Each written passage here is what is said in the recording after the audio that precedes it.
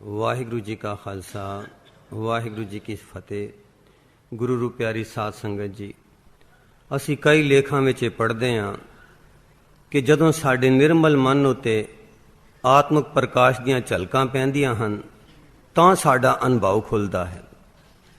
जिथे भी झलकां दा जिक्र आया है मन ते पैण दा, उथे लफज निर्मल मन वरत्या गया है। मलीन मन उते झलकां नहीं पैंदियां। इसे तरह गुरबाणी दी पंक्ति है, कबीर मन निर्मल पया जैसा गंगा नीर, पाछे लागो हर फिरै कहत कबीर कबीर।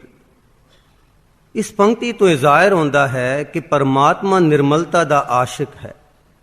उसनूं रिझावण दा बहुत वधिया तरीका निर्मलता है। सो असी जदों साध संगत विच आउंदे हां, कोई सेवा करदा है मन नूं निर्मल करदा है, कोई गुरबाणी सुन के मन नूं निर्मल करदा है, कोई कीर्तन सुन के या गुरमंत्र दा जाप करके मन नूं निर्मल करदा है। इस तरह अपने मन नूं निर्मल करदियां कुछ स्वाद जिहा आउंदा है, पर संगत तो बाहर जाके फिर मलीन कर लैंदे हां ते फिर समागम अगले समागम ते आके मन नूं निर्मल कीता फिर मलीन कर लिया। इस तरह पूरी निर्मलता का सानू अनुभव नहीं होंदा ते ना आत्मक प्रकाश दीयां झलकां पैंदियां हन। जदों असीं इत्थे मन नूं निर्मल करके बाहर जाके अपनी निर्मलताई नूं बरकरार रख के फिर संगत करांगे, फिर बरकरार रखांगे निर्मलताई नूं, इस तरह फिर सानू भी वो अनुभव हो सकता है।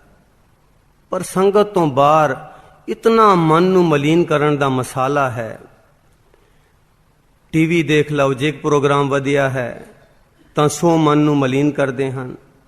नौजवानां ने आईपॉड रखे हुंदे हन कीर्तन सुनन लई, पर जे विचे 2 शब्द हन तां 40-50 गाने हन मन नूं भड़काण वाले, मलीन करन वाले।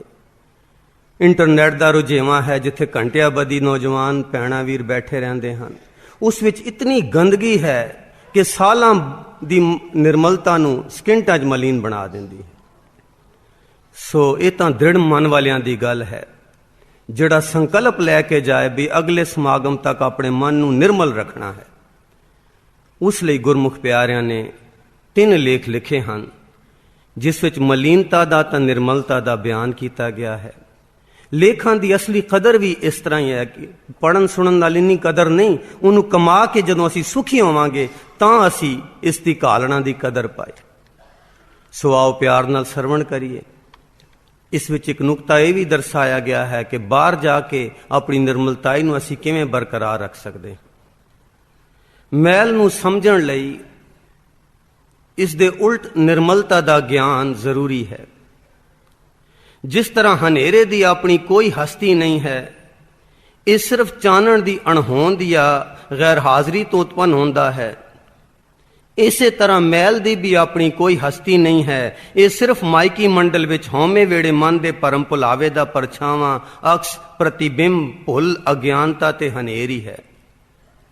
इस दे उल्ट निर्मलता ये आत्मक मंडल दे प्रकाश दा स्वै गुण है। निर्मलता ये आत्मक मंडल दे प्रकाश दा स्वै गुण है, जो निरंजन है, निराकार है, निर्लेप है, आत्म ज्योत है, ज्योत प्रकाश है, बाणी रूप है, सच है, शब्द है, नाम है।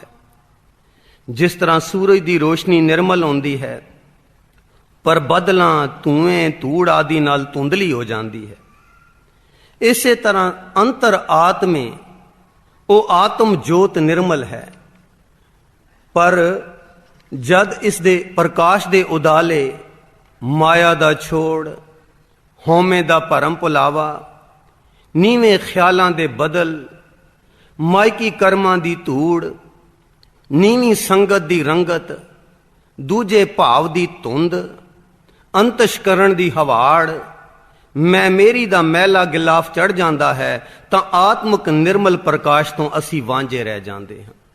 हाँ जी, जदों माया विच विचरदे हां, होमे वेड़े कर्म करदे हां, नीवें ख्याल सोचदे हां, मायकी कर्म करदे हां, नीवी संगत करदे हां, दूजे भाव विच विचरदे हां, अंतशकरण दी हवाड़ अनुसार रूटीन विच रुड़ जांदे हां, मैं मेरी दा अभ्यास करदे हां, तां फिर वो अंतर आत्मा जोत जिहड़ा निर्मल प्रकाश है उस तो असीं वांझे रह जाते हैं।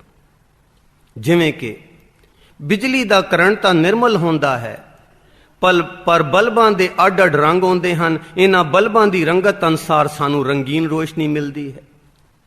ਇਸੇ ਤਰ੍ਹਾਂ ਸਾਡੀ ਨਿਗਾਹ ਤਾਂ ਨਿਰਮਲ ਹੁੰਦੀ ਹੈ, ਪਰ ਭਿੰਨ-ਭਿੰਨ ਰੰਗੀਨ ਐਨਕਾਂ ਅਨੁਸਾਰ ਸਾਡੀ ਨਜ਼ਰ ਕਾਲੀ, ਪੀਲੀ, ਹਰੀ, ਲਾਲ ਆਦਿ ਰੰਗਾਂ ਵਾਲੀ ਹੋ ਜਾਂਦੀ ਹੈ। ਜਿਹੋ ਜਿਹੇ ਰੰਗ ਦੀ ਐਨਕ ਪਾਉਂਦੇ ਹਾਂ, ਬਾਹਰਲਾ ਸਾਰਾ ਰੰਗ ਉਸੇ ਰੰਗ ਦਾ ਨਜ਼ਰ ਆਉਂਦਾ ਹੈ।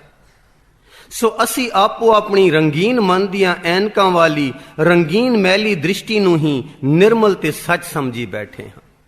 ਹਾਂਜੀ, ਹਰ ਚੀਜ਼ ਦੀ ਅਸਲੀਅਤ ਦਾ ਸਾਨੂੰ ਪਤਾ ਨਹੀਂ। ਜਿਹੋ ਜੀ ਮਨ ਦੀ ਰੰਗਤ ਹੈ, ਉਸ ਦ੍ਰਿਸ਼ਟੀ ਅਨੁਸਾਰ ਅਸੀਂ ਉਸ ਨੂੰ ਦੇਖਦੇ ਹਾਂ ਤੇ ਆਪਣੀ ਮਨ ਦੀ ਰੰਗੀਨ ਤੇ ਮੈਲੀ ਦ੍ਰਿਸ਼ਟੀ ਨੂੰ ਹੀ ਨਿਰਮਲ ਤੇ ਸੱਚ ਮੰਨੀ ਬੈਠੇ ਹਾਂ। ਇਸ ਤਰ੍ਹਾਂ ਅਸੀਂ ਇਲਾਹੀ ਪ੍ਰਕਾਸ਼ ਦੀ ਨਿਰਮਲਤਾ ਤੇ ਅਸਲੀਅਤ ਤੋਂ ਬੇਖਬਰ, ਅਣਜਾਣ, ਅਗਿਆਨੀ, ਅਵੇਸਲੇ ਤੇ ਬੇਪਰਵਾਹ ਹਾਂ। ਅਕਾਲ ਪੁਰਖ ਦੇ ਕਵਾਵੀਆ ਹੁਕਮ ਅਨੁਸਾਰ ਇਹ ਕਾਇਨਾਤ ਕੁਦਰਤੀ ਪੰਜ ਤੱਤਾਂ ਦਾ ਹੀ ਮਿਲਗੋਬਾ ਹੈ, ਪ੍ਰਕਿਰਤੀ ਹੈ, ਪ੍ਰਗਟਾਵਾ ਹੈ, ਰਚਨਾ ਹੈ। ਇਸ ਤਰ੍ਹਾਂ ਇਹ ਪੰਜ ਤੱਤ ਤ੍ਰੈਗੁਣੀ ਮਾਇਕੀ ਮੰਡਲ ਦੇ ਕੁਦਰਤੀ ਬੀਜ ਰੂਪ ਹਨ, ਜਿਨ੍ਹਾਂ ਰਾਹੀਂ ਸ੍ਰਿਸ਼ਟੀ ਦੀ ਰਚਨਾ ਬਣੀ ਤੇ ਚੱਲ ਰਹੀ ਹੈ। ਇਹ ਹਵਾ, ਪਾਣੀ, ਅਗ ਇਤਿਆਦਿ ਇਹਨਾਂ ਪੰਜ ਤੱਤਾਂ ਨਾਲ ਸ੍ਰਿਸ਼ਟੀ ਬਣੀ ਹੈ। ਗੁਰਬਾਣੀ ਅੰਦਰ ਸਾਰੀ ਮਾਇਕੀ ਰਚਨਾ ਨੂੰ ਕੂੜ, ਭਰਮ ਤੇ ਅਸਤ ਦੱਸਿਆ ਗਿਆ ਹੈ। ਇਸ ਲਈ ਇਹ ਤ੍ਰੈਗੁਣੀ ਮਾਇਕੀ ਮੰਡਲ ਤੇ ਉਸਦੇ ਤੱਤ ਵੀ ਬਿਨਸਨਹਾਰ, ਬਦਲਵੇਂ ਤੇ ਭਰਮ ਹੀ ਹਨ। ਜੋ ਕੂੜ, ਭਰਮ, ਅਸਤ, ਬਦਲਵਾਂ ਤੇ ਚਲਾਇਮਾਨ ਹੈ, ਉਹ ਸਭ ਕੁਝ ਗੰਦਲਾ ਅਤੇ ਮੈਲਾ ਹੀ ਹੈ। ਕਿਉਂਕਿ ਕਾਇਨਾਤ ਅਤੇ ਇਸ ਦੀ ਕੁਦਰਤ ਮਾਇਕੀ ਮੰਡਲ ਦੇ ਭਰਮ ਭੁਲਾਵੇ ਦਾ ਗੰਦਲਾ ਪਰਛਾਵਾਂ ਤੇ ਮੈਲ ਹੀ ਹੈ। ਅਸਲ ਵਿੱਚ ਇਹ ਸਾਰੀ ਕਾਇਨਾਤ ਅਤੇ ਇਸ ਦੇ ਕੁਦਰਤੀ ਤੱਤ ਇਲਾਹੀ ਆਦ ਪਰਮ ਤੱਤ ਨਾਮ ਅਥਵਾ ਸ਼ਬਦ ਦਾ ਹੀ ਅਕਸ, ਪ੍ਰਤੀਬਿੰਬ, ਪ੍ਰਕਾਸ਼, ਵਿਕਾਸ, ਪ੍ਰਕਿਰਤੀ ਤੇ ਪ੍ਰਵਿਰਤੀ ਹਨ। ਦੂਜੇ ਲਫ਼ਜ਼ਾਂ ਵਿੱਚ ਆਦ ਪਰਮ ਤੱਤ ਜਾਂ ਇਲਾਹੀ ਜੋਤ ਹੀ ਸੱਚ ਅਤੇ ਨਿਰਮਲ ਹੋ ਸਕਦੀ ਹੈ, ਜਾਂ ਇਉਂ ਕਹੋ ਕਿ ਸਹੀ ਮਾਇਨਿਆਂ ਵਿੱਚ ਅਸਲੀ ਤੇ ਅਤ ਸੂਖਮ, ਸੱਚੀ, ਨਿਰੰਜਨ ਤੇ ਨਿਰਾਕਾਰ ਨਿਰਮਲਤਾ ਇਲਾਹੀ ਪਰਮ ਜੋਤ ਨਾਮ ਤੇ ਸ਼ਬਦ ਦਾ ਹੀ ਸਵੈ ਗੁਣ ਹੈ।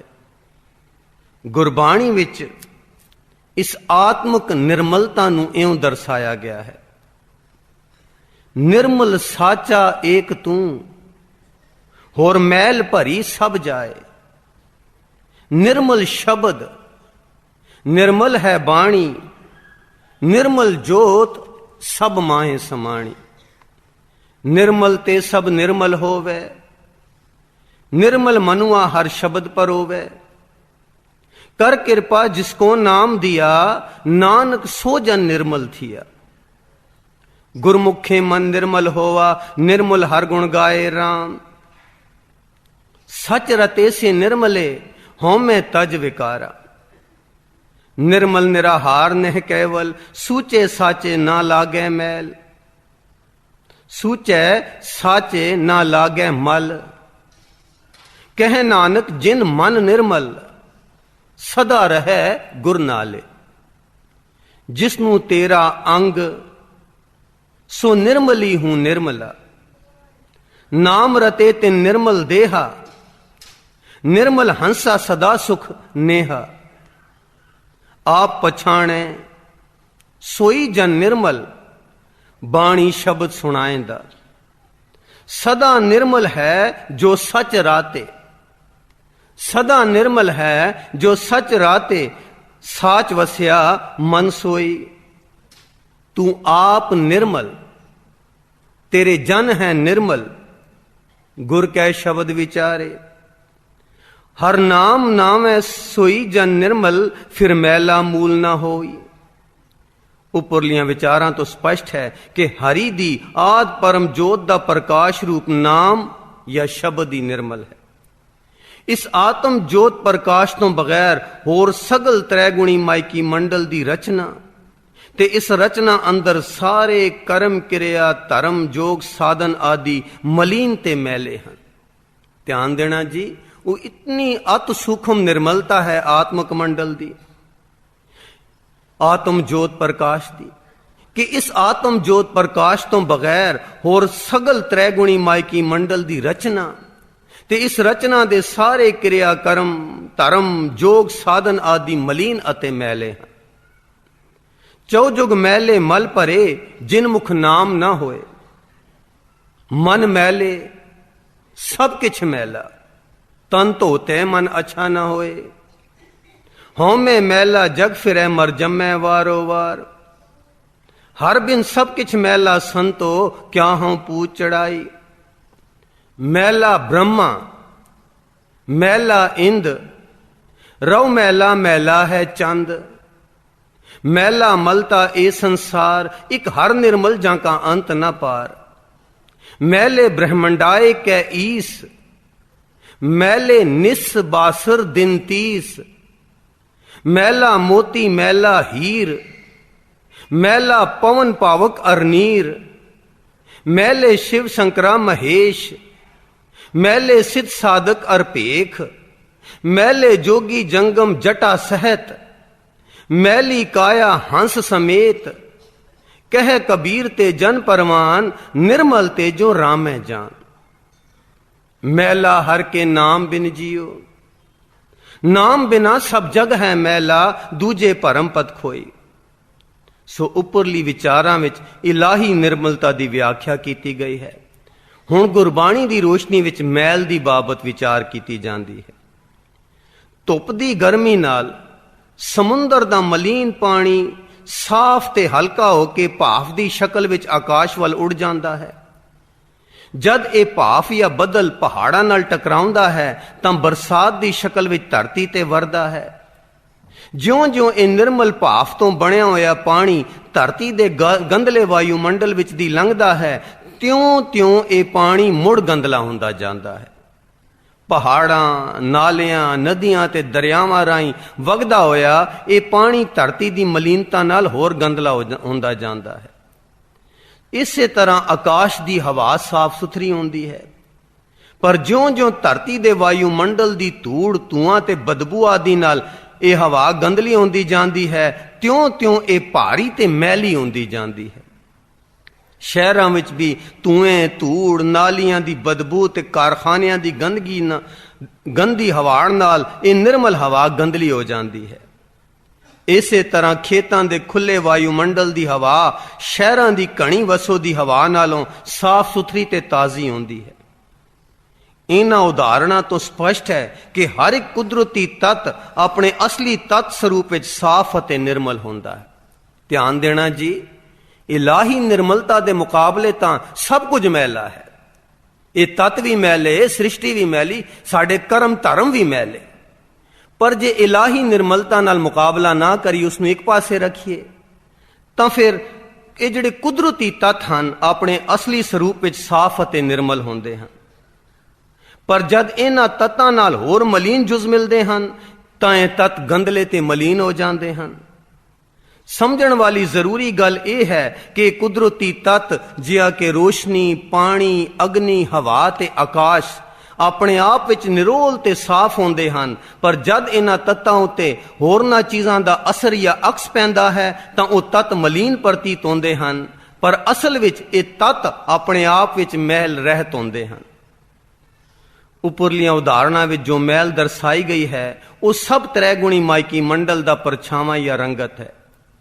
ਐਨ ਇਸੇ ਤਰ੍ਹਾਂ ਸਾਡੀ ਆਤਮ ਪਰਮ ਜੋਤ ਦਾ ਪ੍ਰਕਾਸ਼ ਨਿਰਮਲ ਹੁੰਦਾ ਹੈ, ਪਰ ਸਾਡੇ ਨੀਵੇਂ ਮਲੀਨ ਖਿਆਲਾਂ ਦੀ ਰੰਗਤ ਨਾਲ ਸਾਡਾ ਮਨ ਮੈਲਾ ਹੋ ਜਾਂਦਾ ਹੈ।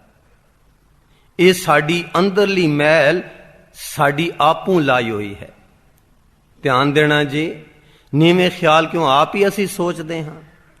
ਸੋ ਇਹ ਸਾਡੀ ਅੰਦਰਲੀ ਮੈਲ ਸਾਡੀ ਆਪੂ ਲਾਈ ਹੋਈ ਹੈ, ਜਿਹੜੀ ਸਾਡੀ ਸੁਰਤ ਨੂੰ ਮਾਇਕੀ ਮੰਡਲ ਵੱਲ ਬਾਹਰਮੁਖੀ ਕਰਕੇ ਖਿੰਡਾਵ ਵਿੱਚ ਲੈ ਜਾਂਦੀ ਹੈ। ਹਾਂਜੀ, ਇਹ ਮੈਲ ਕਰਦੀ ਕੀ ਹੈ? ਜਦੋਂ ਅੰਦਰ ਧਸ ਜਾਂਦੀ ਹੈ, ਇੱਕ ਤਾਂ ਅੰਤਰਮੁਖੀ ਹੋਣ ਨਹੀਂ ਦਿੰਦੀ, ਸੁਰਤ ਨੂੰ ਬਾਹਰਮੁਖੀ ਕਰ ਦਿੰਦੀ ਹੈ। ਦੂਸਰਾ, ਫਿਰ ਇਸ ਨੂੰ ਖਿੰਡਾਵ ਵੱਲ ਲੈ ਜਾਂਦੀ ਹੈ, ਇਕਾਗਰ ਨਹੀਂ ਹੋਣ ਦਿੰਦੀ। ਇਸ ਤਰ੍ਹਾਂ ਅੰਦਰਲੇ ਅਗਨ ਸ਼ੋਕ ਸਾਗਰ ਵਿੱਚ ਸਾਡੀ ਸੁਰਤ ਤਪ ਜਾਂਦੀ ਹੈ। ਇਹ ਸਾਡੇ ਮਨ ਦੀ ਮੈਲ ਸਾਡੀ ਅੰਦਰਲੀ ਅਗ ਦਾ ਧੂਆਂ ਹੈ, ਜਿਹੜੀ ਸਾਡੀ ਰੂਹ ਨੂੰ ਮੈਲਾ ਕਰ ਜਾਂਦਾ ਹੈ। ਆਪਣੇ ਹੀ ਨੀਵੇਂ ਤੇ ਮੈਲੇ ਖਿਆਲਾਂ ਦੀ ਛੋਹ ਨਾਲ ਸਾਡਾ ਮਨ ਮਲੀਨ ਹੋ ਜਾਂਦਾ ਹੈ। ਤੇ ਸਾਡੀ ਸੁਰਤ ਮਾਇਕੀ ਅਗਨ ਨਾਲ ਤਪ ਜਾਂਦੀ ਹੈ, ਖਿੰਡ ਜਾਂਦੀ ਹੈ, ਮੈਲੀ ਹੋ ਜਾਂਦੀ ਹੈ ਤੇ ਭਾਰੀ ਹੋ ਜਾਂਦੀ ਹੈ। ਤੇ ਅਸੀਂ ਪੰਜ ਵਾਸ਼ਨਾਵਾਂ ਦੇ ਅਧੀਨ ਕਰਮ ਕਰਦੇ ਤੇ ਨਤੀਜੇ ਭੋਗਦੇ ਹਾਂ। ਧਿਆਨ ਦੇਣਾ ਜੀ, ਮੈਲ ਨਾਲ ਬਾਹਰਮੁਖੀ ਹੋ ਕੇ ਮਾਇਕੀ ਅਗਨ ਦਾ ਸੇਕ ਲੱਗਦਾ ਹੈ ਤੇ ਮਾਇਕੀ ਅੱਗ ਨਾਲ ਸਾਡੀ ਸੁਰਤ ਤਪ ਜਾਂਦੀ ਹੈ, ਖਿੰਡ ਜਾਂਦੀ ਹੈ, ਮੈਲੀ ਹੋ ਜਾਂਦੀ ਹੈ, ਭਾਰੀ ਹੋ ਜਾਂਦੀ ਹੈ, ਆਤਮਿਕ ਮੰਡਲ ਵੱਲ ਉੱਡ ਨਹੀਂ ਸਕਦੀ ਉੱਥੇ। ਤਾਂ ਫਿਰ ਅਸੀਂ ਕੀ ਕਰਦੇ? ਜਦੋਂ ਭਾਰੀ ਹੋ ਜਾਂਦੀ ਹੈ, ਪੰਜ ਵਾਸ਼ਨਾਵਾਂ ਦੇ ਅਧੀਨ ਕਰਮ ਕਰਦੇ ਤੇ ਨਤੀਜੇ ਭੋਗਦੇ ਹਾਂ। ਸੋ ਇਲਾਹੀ ਹੁਕਮ ਅਨੁਸਾਰ ਦੋ ਅੱਡ-ਅੱਡ ਮੰਡਲ ਹਨ। ਇੱਕ ਆਤਮਿਕ ਮੰਡਲ ਹੈ, ਇਸ ਨੂੰ ਗੁਰਬਾਣੀ ਵਿੱਚ ਸੱਚਖੰਡ, ਬੇਗਮਪੁਰਾ, ਨਿਜ ਘਰ, ਸੱਚ ਘਰ ਆਦਿ ਕਿਹਾ ਗਿਆ ਹੈ। ਇਸ ਮੰਡਲ ਵਿੱਚ ਆਤਮ ਜੋਤ ਦਾ ਪ੍ਰੇਮ ਪ੍ਰਕਾਸ਼ ਹੈ। ਇਸ ਪ੍ਰਕਾਸ਼ ਨੂੰ ਨਾਮ, ਸ਼ਬਦ, ਅਕਲ, ਕਲਾ, ਹੁਕਮ, ਸੱਚ ਆਦਿ ਅੱਖਰਾਂ ਨਾਲ ਦਰਸਾਇਆ ਗਿਆ ਹੈ। ਇਸ ਆਤਮ ਪ੍ਰਕਾਸ਼ ਦੇ ਮੰਡਲ ਵਿੱਚ ਸਦਾ ਸੁਖ ਹੈ। ਹਾਂਜੀ, ਜੇ ਕੋਈ ਇਸ ਮੰਡਲ ਨੂੰ ਅਨੁਭਵ ਕਰ ਲਵੇ ਜਾਂ ਇੱਥੇ ਸੁਰਤ ਪਹੁੰਚ ਜਾਵੇ, ਕਿਤਨਾ ਸਵਾਦਲਾ ਜੀਵਨ ਹੋਵੇਗਾ।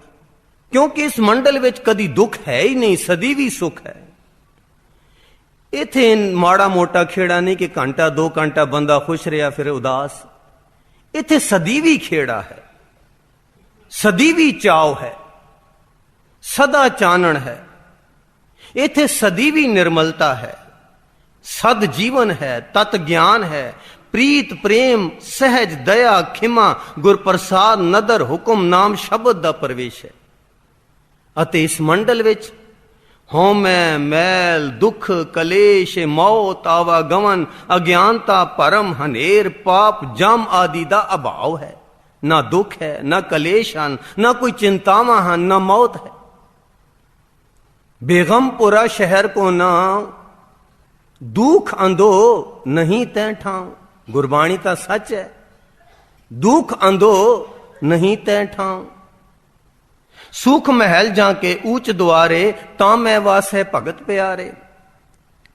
ਦੂਜੇ ਪਾਸੇ ਮਾਇਕੀ ਮੰਡਲ ਹੈ, ਜਿਸ ਵਿੱਚ ਤ੍ਰੈ ਗੁਣੀ ਮਾਇਆ ਦਾ ਖੇਲ ਅਖਾੜਾ ਹੈ ਅਤੇ ਇੱਥੇ ਹਉਮੈ ਦਾ ਬੋਲਬਾਲਾ ਹੈ। ਪ੍ਰਧਾਨ ਹਉਮੈ ਹੈ।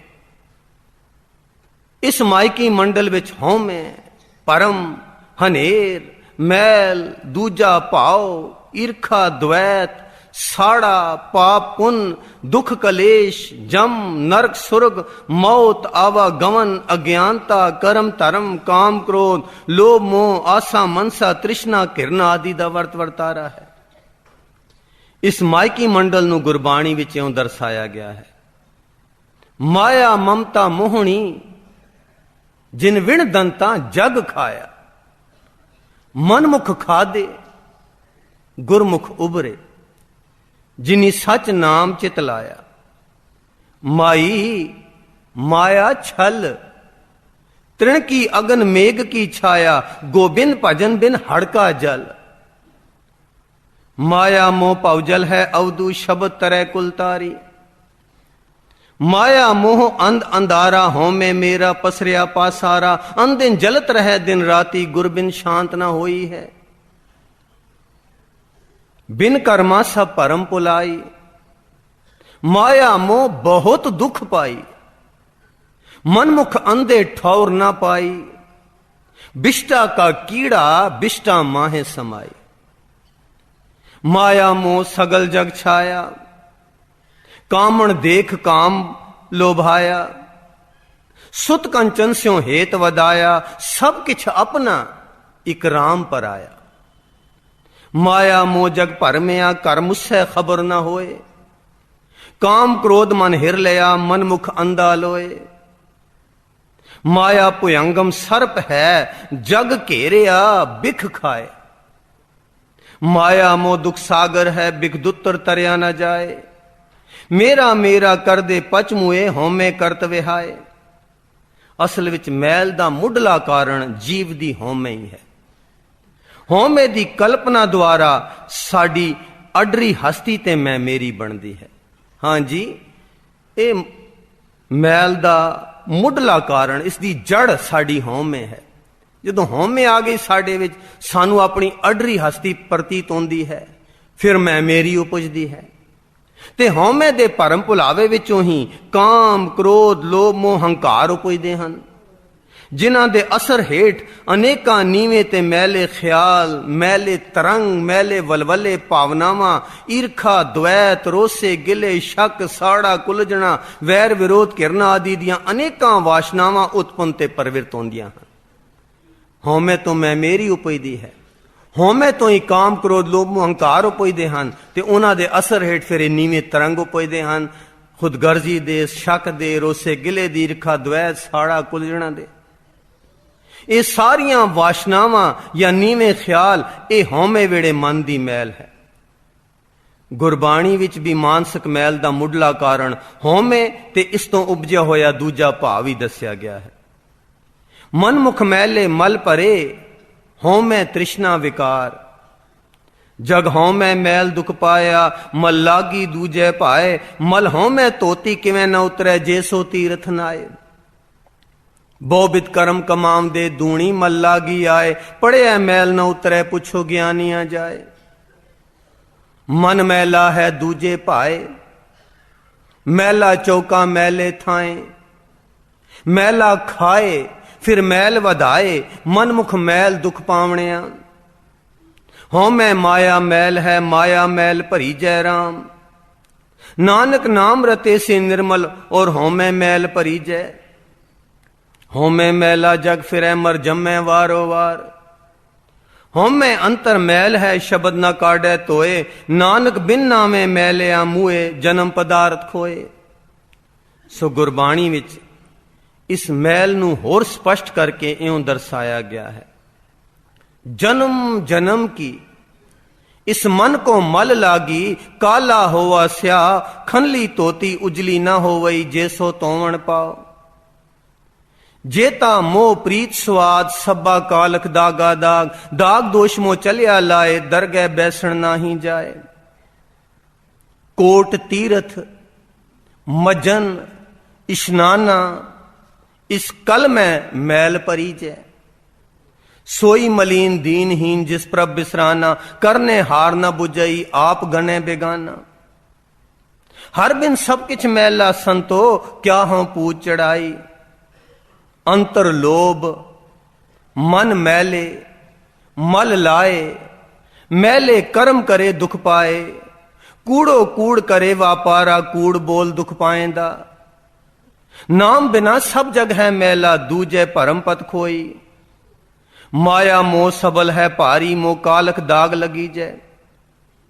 सो ज्यों ज्यों ਅਸੀਂ ਹਉਮੈ ਤੇ ਦੂਜੇ ਭਾਵ ਦਾ ਆਪਣੇ ਰੋਜ਼ਾਨਾ ਜੀਵਨ ਵਿੱਚ ਅਭਿਆਸ ਕਰਦੇ ਹਾਂ, ਤਿਉਂ-ਤਿਉਂ ਮਨ ਦੀ ਮੈਲ ਗੂੜੀ ਹੁੰਦੀ ਜਾਂਦੀ ਹੈ, ਜੋ ਸਾਨੂੰ ਅਧਿਆਤਮਕ ਪੰਥ ਤੋਂ ਦੁਰੇਡੇ ਲੈ ਜਾਂਦੀ ਹੈ।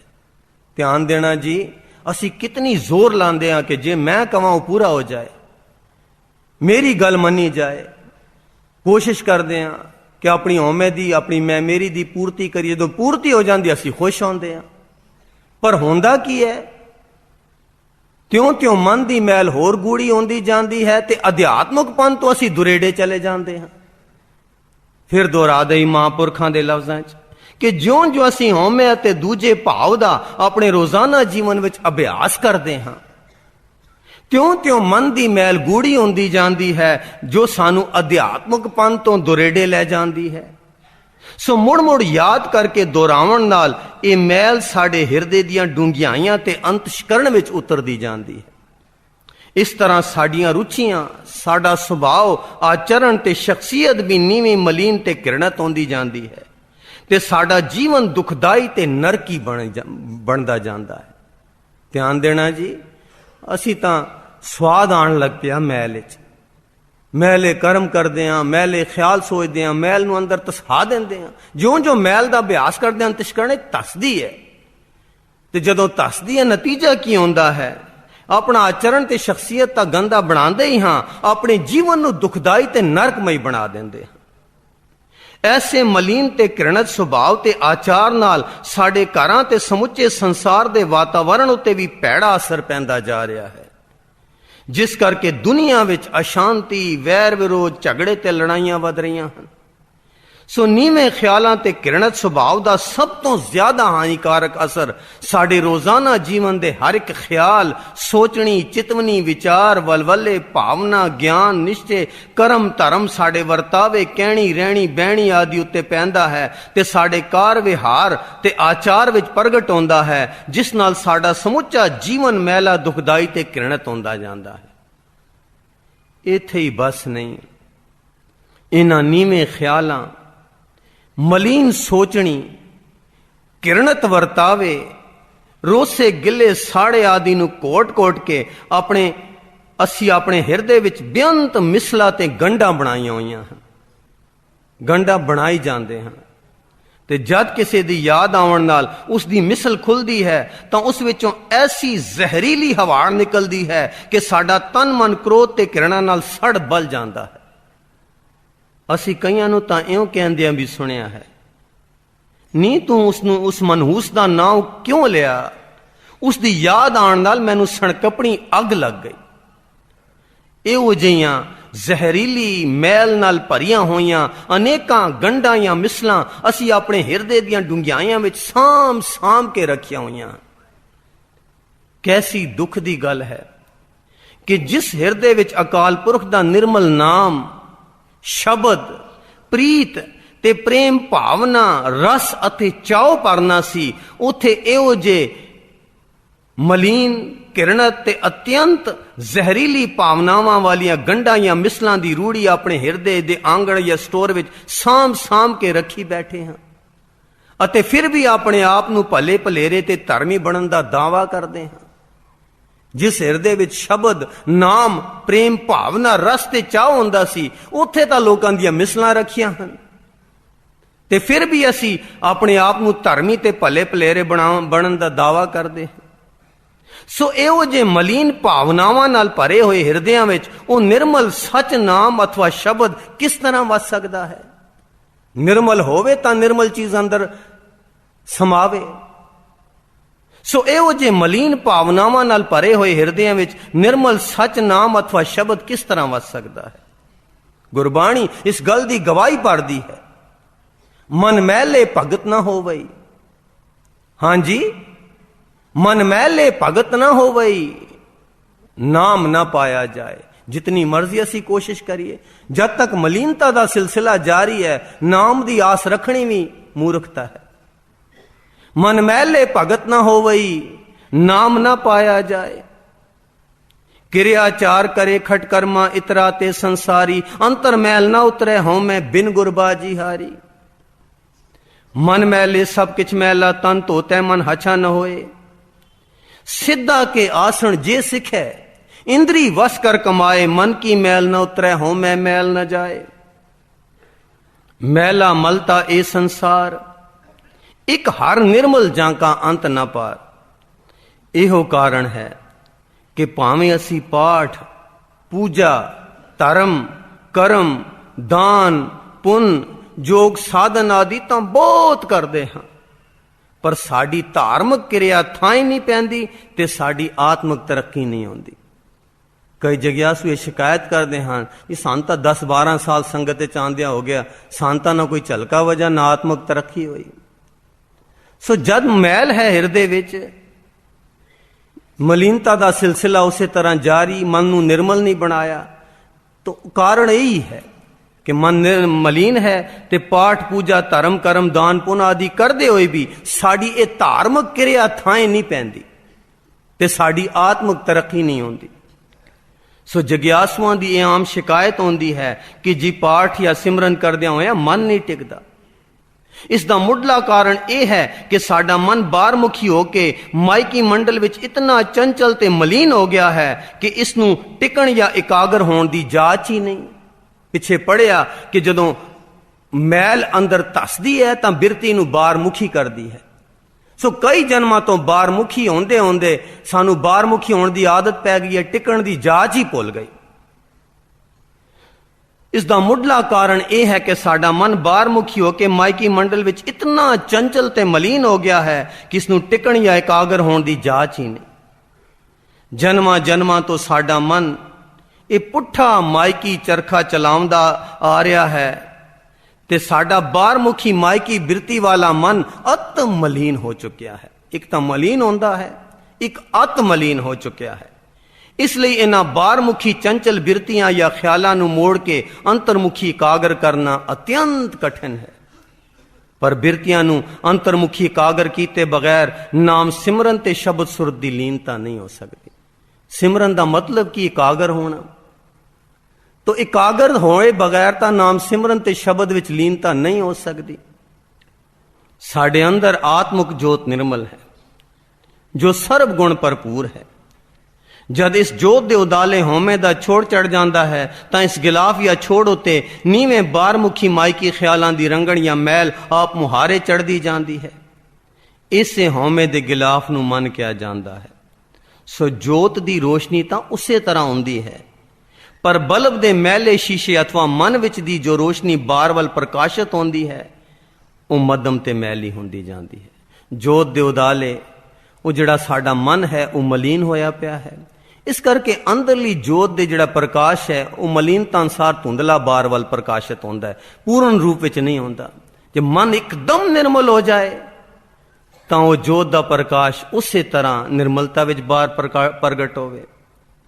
ਸੋ ਜੋਤ ਦੀ ਰੋਸ਼ਨੀ ਤਾਂ ਉਸੇ ਤਰ੍ਹਾਂ ਹੁੰਦੀ ਹੈ, ਪਰ ਬਲਬ ਦੇ ਮੈਲੇ ਸ਼ੀਸ਼ੇ ਅਥਵਾ ਮਨ ਵਿੱਚ ਦੀ ਜੋ ਰੋਸ਼ਨੀ ਬਾਹਰ ਵੱਲ ਪ੍ਰਕਾਸ਼ਿਤ ਹੁੰਦੀ ਹੈ ਉਹ ਮੱਧਮ ਅਤੇ ਮੈਲੀ ਹੁੰਦੀ ਜਾਂਦੀ ਹੈ। ਇਸ ਤਰ੍ਹਾਂ ਜਿਉਂ-ਜਿਉਂ ਮਲੀਨ ਖਿਆਲਾਂ ਤੇ ਨੀਵੀਆਂ ਰੁਚੀਆਂ ਨਾਲ ਸਾਡੇ ਮਨ ਦਾ ਬਲਬ ਮੈਲਾ ਹੁੰਦਾ ਜਾਂਦਾ ਹੈ, ਤਿਉਂ-ਤਿਉਂ ਸਾਡੇ ਮਨ ਦੇ ਭਰਮ ਭੁਲਾਵੇ ਦਾ ਹਨੇਰ ਵੱਧਦਾ ਜਾਂਦਾ ਹੈ ਤੇ ਆਤਮ ਪ੍ਰਕਾਸ਼ ਦਾ ਪ੍ਰਗਟਾਵਾ ਮੱਧਮ ਹੁੰਦਾ ਜਾਂਦਾ ਹੈ। ਜਿਤਨਾ ਮਲੀਨਤਾ ਨੂੰ ਵਧਾਵਾਂਗੇ ਉਤਨਾ ਆਤਮਿਕ ਪ੍ਰਕਾਸ਼ ਤੋਂ ਦੂਰ ਤੇ ਭਰਮ ਭੁਲਾਵਾ ਹੋਰ ਗਾੜਾ ਹੁੰਦਾ ਜਾਵੇਗਾ। ਇਸ ਦੇ ਉਲਟ ਜਿਉਂ-ਜਿਉਂ ਅਸੀਂ ਮੁੜ ਆਪਣੇ ਇਲਾਹੀ ਕੇਂਦਰ ਆਤਮਾ ਵੱਲ ਰੁਖ ਕਰਾਂਗੇ ਤੇ ਉਸ ਇਲਾਹੀ ਜੋਤ ਦੀ ਹੋਂਦ ਦੀ ਯਾਦ ਜਾਂ ਸਿਮਰਨ ਕਰਾਂਗੇ ਤਾਂ ਅਗਿਆਨਤਾ ਦਾ ਹਨੇਰਾ ਘਟਦਾ ਜਾਵੇਗਾ। ਧਿਆਨ ਦੇਣਾ ਜੀ, ਮਲੀਨਤਾ ਕਾਰਨ ਮਨ ਬਾਹਰਮੁਖੀ ਹੁੰਦਾ ਹੈ। ਸੋ ਜਦੋਂ ਬਾਹਰਮੁਖੀ ਹੁੰਦਾ ਹੈ ਉਹ ਖਿੰਡਾਅ ਵਿੱਚ ਰਹਿੰਦਾ ਹੈ। ਖਿੰਡਾਅ ਵਿੱਚ ਰਹਿੰਦਾ, ਜਦੋਂ ਬਾਹਰਮੁਖੀ ਹੋਇਆ ਅੱਖਾਂ ਵੱਲ ਗਿਆ ਤਾਂ ਪਰਾਏ ਰੂਪ ਨੂੰ ਦੇਖਦਾ ਹੈ, ਕੰਨਾਂ ਵੱਲ ਗਿਆ ਤਾਂ ਗੰਧਲੇ ਸੰਗੀਤ ਤੇ ਭੜਕਾਊ ਸੰਗੀਤ ਸੁਣਦਾ ਹੈ। ਤਾਂ ਬਾਹਰਮੁਖੀ ਤਾਂ ਹੋਰ ਮੈਲ ਨੂੰ ਵਧਾਏਗਾ। ਤੇ ਜਦੋਂ ਧਿਆਨ ਅੰਤਰਮੁਖੀ ਹੋ ਜਾਂਦਾ ਹੈ, ਜੋਤ ਵੱਲ ਕਰਦੇ ਹਾਂ, ਆਤਮਾ ਵੱਲ ਰੁਖ ਕਰਦੇ ਹਾਂ ਤੇ ਜੋਤ ਦੀ ਹੋਂਦ ਜਾਂ ਸਿਮਰਨ ਕਰਾਂਗੇ ਤਾਂ ਕੀ ਹੋਵੇਗਾ? ਫਿਰ ਅਗਿਆਨਤਾ ਦਾ ਹਨੇਰਾ ਘਟਦਾ ਜਾਵੇਗਾ, ਭਰਮ ਭੁਲੇਖੇ ਦੂਰ ਹੁੰਦੇ ਜਾਣਗੇ, ਮਨ ਦੀ ਮੈਲ ਘਟਦੀ ਜਾਵੇਗੀ, ਨੀਵੀਆਂ ਰੁਚੀਆਂ ਘਟਦੀਆਂ ਜਾਣਗੀਆਂ, ਇਲਾਹੀ ਗੁਣ ਪ੍ਰਵੇਸ਼ ਹੁੰਦੇ ਜਾਣਗੇ, ਇਲਾਹੀ ਦੇਸ਼ ਦੀਆਂ ਬਰਕਤਾਂ ਦੇ ਪਾਤਰ ਹੁੰਦੇ ਜਾਵਾਂਗੇ। ਇੱਕਦਮ ਸਤਿਗੁਰੂ ਦੀ ਬਖਸ਼ਿਸ਼ਾਂ ਦਾ ਪ੍ਰਵਾਹ ਚੱਲ ਪਵੇਗਾ, ਸ਼ਬਦ ਸੁਰਤ ਵਿੱਚ ਲੀਨਤਾ ਪ੍ਰਦਾਨ ਹੋਵੇਗੀ, ਆਤਮ ਮੰਡਲ ਦੇ ਪ੍ਰਕਾਸ਼ ਮੰਡਲ ਵਿੱਚ ਵਾਸਾ ਹੋਵੇਗਾ। ਸੋ ਜਦੋਂ ਬਿਰਤੀਆਂ ਨੂੰ ਆਤਮਾ ਵੱਲ ਰੁਖ ਕਰਾਂਗੇ, ਕਿਉਂਕਿ ਅੰਦਰ ਹੋਵਾਂਗੇ, ਬਾਹਰਲੀ ਜਿਤਨਾ ਮਰਜ਼ੀ ਮਲੀਨ ਵਾਤਾਵਰਣ ਹੋਵੇ ਉਸ ਦਾ ਅਸਰ ਸਾਡੇ ਮਨ ਤੇ ਨਹੀਂ ਪਵੇਗਾ। ਅੰਤਰਮੁਖੀ ਹੋ ਕੇ ਜਦੋਂ ਸਿਮਰਨ ਕਰਾਂਗੇ ਅਗਿਆਨਤਾ ਵੀ ਖਤਮ, ਭਰਮ ਭੁਲੇਖੇ ਵੀ ਦੂਰ ਹੋ ਜਾਣਗੇ, ਮਨ ਦੀ ਮੈਲ ਵੀ ਘਟਦੀ ਜਾਵੇਗੀ, ਨੀਵੀਆਂ ਰੁਚੀਆਂ ਦਾ ਜਿਹੜਾ ਸੁਭਾਅ ਹੈ ਉਹ ਵੀ ਖਤਮ ਹੁੰਦਾ ਜਾਵੇਗਾ, ਇਲਾਹੀ ਗੁਣ ਪ੍ਰਵੇਸ਼ ਹੁੰਦੇ ਜਾਣਗੇ, ਇਲਾਹੀ ਦੇਸ਼ ਦੀਆਂ ਬਰਕਤਾਂ ਦੇ ਪਾਤਰ ਬਣ ਜਾਵਾਂਗੇ। ਉੱਥੇ ਕਿਤਨੀਆਂ ਬਰਕਤਾਂ ਹਨ ਸਭ ਮਿਲ ਜਾਣਗੀਆਂ। ਸਤਿਗੁਰੂ ਦੀ ਬਖਸ਼ਿਸ਼ਾਂ ਦਾ ਇੱਕਦਮ ਪ੍ਰਵਾਹ ਚੱਲ ਪਵੇਗਾ, ਉਸ ਦੀ ਨਜ਼ਰ ਕਰਮ ਹੋਵੇਗੀ, ਸ਼ਬਦ ਸੁਰਤ ਵਿੱਚ ਲੀਨਤਾ ਪ੍ਰਦਾਨ ਹੋਵੇਗੀ ਤੇ ਆਤਮਿਕ ਮੰਡਲ ਦੇ ਪ੍ਰਕਾਸ਼ ਮੰਡਲ ਵਿੱਚ ਵਾਸਾ ਹੋਵੇਗਾ। ਪਰ ਅਸੀਂ ਤਾਂ ਸਿਰਫ ਬਾਹਰਮੁਖੀ ਦਿਸਣ ਹਾਰ ਮੈਲ ਤੋਂ ਹੀ ਜਾਣੂ ਹਾਂ ਤੇ ਇਸ ਮੈਲ ਨੂੰ ਲਾਉਣ ਦਾ ਅਤਿਅੰਤ ਯਤਨ ਕਰਦੇ ਹਾਂ। ਜਿਸ ਤਰ੍ਹਾਂ ਕਿ ਨਿਤ ਨਹਾਉਂਦੇ ਹਾਂ, ਦਾਤਨ ਕੁਰਲਾ ਕਰਦੇ ਹਾਂ, ਮੁੜ ਮੁੜ ਹੱਥ ਧੋਂਦੇ ਹਾਂ, ਨਿਤ ਕੱਪੜੇ ਧੋ ਕੇ ਪ੍ਰੈਸ ਕਰਦੇ ਹਾਂ, ਨਿਤ ਕੱਪੜੇ ਬਦਲਦੇ ਹਾਂ, ਘਰ ਦੀ ਸਫਾਈ ਰੱਖਦੇ ਹਾਂ, ਉਦਾਲੇ ਪੁਦਾਲੇ ਦੀ ਸਫਾਈ ਰੱਖਦੇ ਹਾਂ, ਪਰ ਫਿਰ ਵੀ ਇਹ ਦੀਸਣ ਹਾਰ ਮੈਲ ਸਾਨੂੰ ਮੁੜ ਮੁੜ ਕੇ ਚਿਮੜਦੀ ਹੈ ਤੇ ਇਸ ਤੋਂ ਬਚਣ ਲਈ ਵੀ ਅਨੇਕਾਂ ਪ੍ਰਬੰਧ ਕਰਦੇ ਰਹਿੰਦੇ ਹਾਂ। ਇਸ ਦੀਸਣ ਹਾਰ ਮੈਲ ਤੋਂ ਇਲਾਵਾ ਹੋਰ ਕਿਸੇ ਮੈਲ ਦੀ ਬਾਬਤ ਸਾਨੂੰ ਪਤਾ ਹੀ ਨਹੀਂ, ਸੋਝੀ ਨਹੀਂ, ਗੌਰ ਹੀ ਨਹੀਂ ਕਰਦੇ, ਬੇਪਰਵਾਹ ਹਾਂ, ਬੇਫਿਕਰ ਹਾਂ। ਹਾਲਾਂਕਿ ਇਸ ਤੋਂ ਇਲਾਵਾ ਸਾਡੇ ਹਿਰਦੇ ਅੰਦਰ ਜੋ ਮਨ ਦੀ ਮੈਲ ਲੱਗੀ ਹੋਈ ਹੈ ਉਸ ਦੀ ਬਾਬਤ ਅਸੀਂ ਨਿੱਤਾ ਪ੍ਰਤੀ ਧਰਮ ਗ੍ਰੰਥਾਂ ਵਿੱਚੋਂ ਕਥਾ ਕੀਰਤਨ ਆਦਿ ਸੁਣਦਿਆਂ ਪੜ੍ਹਦਿਆਂ ਵੀ ਸਾਨੂੰ ਇਸ ਮਾਨਸਿਕ ਮੈਲ ਦੀ ਸੋਝੀ ਨਹੀਂ ਆਉਂਦੀ। ਗੁਰਬਾਣੀ ਵਿੱਚ ਸਾਡੀ ਇਸ ਅਣਗਹਿਲੀ ਬਾਬਤ ਇਉਂ ਲਿਖਿਆ ਹੈ, ਵਸਤਰ ਪਖਾਲ ਪਖਾਲੇ ਕਾਇਆ, ਆਪੇ ਸੰਜਮ ਹੋਵੇ, ਅੰਦਰ ਮੈਲ ਲਗੀ ਨਹੀਂ ਜਾਣੇ, ਬਾਹਰੋਂ ਮਲਮਲ ਧੋਵੇ। सोच करे दिन सर रात, मन की मैल न तन ते जात, इस देही को बहुसाद न करे, मन ते कभू न बिख्या टरे। जल तो वह बो दे अनीत, सुध कहाँ होए काची पीत। जगहों में मैल दुख पाया, मल लागी दूजे पाए, मल हों में तोती किवें न उतरे, जे सौ तीरथ नाए। बहुबिद कर्म कमाऊं दे, दूणी मल लागी आए, पढ़िया मैल ना उतरे, पुछो ज्ञानिया जाए। मन मेरे गुर शरण आवे ता निर्मल होए, मन मुख हर हर कर थके, मैल न सकी तोए। सो बारली मैल तां छेती लै जांदी है, ते इस तो बचाव दे साधन भी कर लैंदे हां, पर मन दी मैल तां साडियां नीवियां रुचियां ते मैले ख्यालां नाल निता प्रति अनजाने ही गाड़ी हो के हिरदे दियां डूंघियाइयां विच उतर के साडे अंतशकरण दे स्टोर विच जमा होंदी जांदी है। इस मानसिक मैल दी जहरीली हवाड़ अनुसार साडी दृष्टि, ख्याल, सोचनी, साडे विचार, निश्चय, श्रद्धा भावनी, वलवले, धर्म कर्म सुभाव आचार ते जीवन अनजाने ही मैला बनता जा रहा है। ध्यान देना जी, इस मैल कारण दृष्टि भी मैली, साड़ी श्रद्धा भावनी भी मैली, सोचनी भी मैली, विचार भी मैले, वलवले भी मैले, धर्म कर्म भी मैले, सुभाव भी मैला, आचरण भी मैला, जीवन ही मैला हो जाता है। भावें अंदरली मानसिक मैल अत दीर्घ अते हानिकारक है, पर सानू इसकी कोई सोझी नहीं ते ना ही इसके खतरनाक नतीजियां तो असी जाणू हां। अंतर मैल लगी नहीं जाने, बाहरों मलमल धोवे। हैरानी वाली गल तां यह है कि गुरबाणी में दर्शाए इस दे भयानक ते खतरनाक नतीजियां दी बाबत पढ़दे सुनदे गाउंदे होए भी असी इस अंदरली मानसिक गिलानी तो अनजान अवेसले हो के इस तो बचण दा कोई उपराला नहीं कर रहे, बल्कि अपनी साधारण रोजाना जीवन रोड विच सहज सुभाए खिन खिन होर मैल चढ़ा रहे हैं अपने मन। हाँ जी, कितनी ताड़ना है कि मैले मन नाल ना भगती होंदी है, ना नाम दी प्राप्ति होंदी है, ना शब्द सुरत विच लीनता होंदी है, बल्कि इस मैल नाल अपने हिरदे दे शहनशाह दे मंदिर जिहड़ा साडा अंदर आत्मा है उसनू गंदगी उस दे आले दुआले गंदगी फैला के इस मैल नाल उसदी बेअद भी करते हैं। इस तरह दे बेअंत असी पढ़ते हैं, पर इस सब कुछ दे बावजूद अपनी रूटीन विच गलतान उस तरह मैला करी जा रहे हैं। सो इलाज की सी अंतर्मुखी होके सिमरन करना। पर जे अंतर्मुखी होना कठिन लगता है तो 7-8 नुकते होर ने मन नू निर्मल करन दे, जो अगले भागां में दसाए ने, जो असी सहज ही उन्होंने कमा सकते हैं। सो 3 लेख ने आप जी ले जान दी किरपालता करो ते मलीनता तो बचन लई ये बड़े साधन ने। घर जदों टीवी लांदे ओदी जगह एक सिमरन दी सीडी लाती, वो 2-4 घंटे जिहड़े बर्बाद होंदे हन, मन नू मलीन करदे हन, उल्टा होवेगा, मलीनता दी जगह निर्मलता आ जाएगी, नाल कुछ चाव आवेगा, इस पासे वल होर रुख वधेगा। सो संगतां दे चरनां सिमर बेनती है, 132 लिखतां दा सैट जिन्हां ने हाले तक नहीं लिया, महापुरखां दी 5 सीडियां 5 वॉल्यूम हन, वो लैके जाओ। गुरबाणी विचार दे जिहड़े लेख पढ़े जा रहे हैं उन्हां दियां सीडियां, गुरबाणी कीर्तन दियां सीडियां, नितनेम दी ते खास करके सिमरन दी सीडी ये ले जाण दी किरपालता करनी, क्योंकि समागम तो बाद घर जाके असीं अपने इन्हां दे आसरे अपने मन ते पहरा दे सकते हाँ। वाहिगुरू जी का खालसा, वाहिगुरू जी की फतेह।